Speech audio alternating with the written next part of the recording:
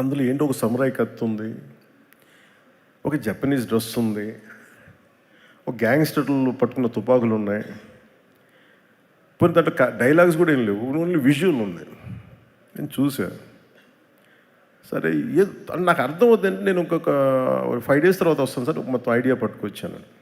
కొన్ని 5 days తర్వాత పట్టుకొచ్చి కంప్లీట్ ఐడియా చెప్పలేదు నాకు. అదే ఇంకొంచెం ఎక్స్టెన్షన్ చేసి చెప్పాను నాకు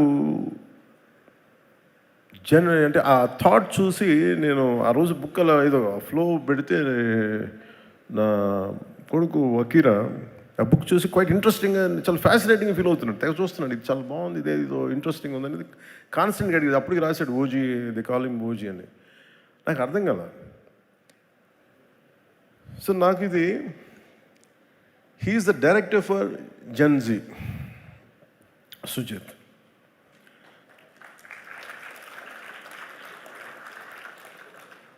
అంటే టఫ్ ఫిల్మ్ మేకింగ్ ఇది. అంటే ఒకళ్ళకి మన మనసులో ఉన్న ఐడియాని